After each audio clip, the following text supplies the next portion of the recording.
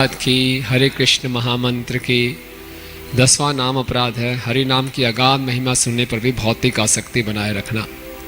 तो आचार्य गण इस अपराध को sum total of all offences बोलते हैं। और ये अपराध यानी कि मुख्यतः मिथ्या अहंकार के कारण है, जिसमें एक साधक अपने आप को एक शरीर समझता है और इस शरीर से जुड़ी वस्तुओं को अपनी समझता है, मैं और मेरा, और ये उसके अंदर एक भोगने की प्रवृत्ति लाता है।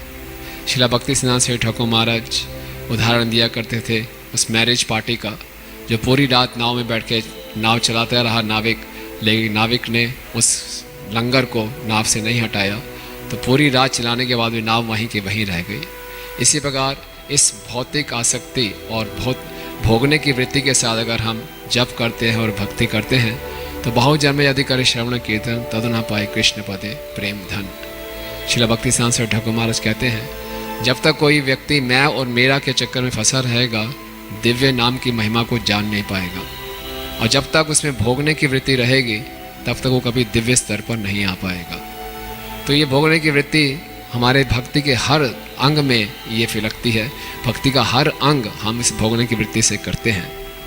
और इस अनर्थ को बनाए रखने का, भौतिक आसक्ति बनाए रखने का अर्थ है कि साधक को हरिनाम से आसक्ति नहीं होती और वो आनंद पूर्वक जप नहीं करता और उतनी रुचि भी नहीं रखता कि अपने हृदय से अनर्थों को वो साफ करे, यानी कि गंदगी को ऐसे के ऐसे बने रहने देना।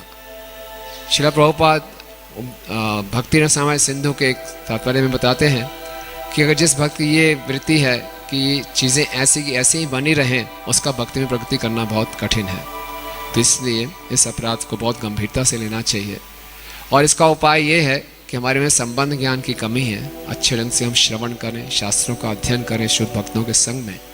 और दूसरा, जिन भक्तों की हरिनाम में रुचि है उनकी खूब सेवा करें, उनकी कृपा से हमारी भौतिक शक्तियाँ कम होंगी, हरिनाम में रुचि बढ़ेगी। हरे कृष्ण महामंत्र की जय।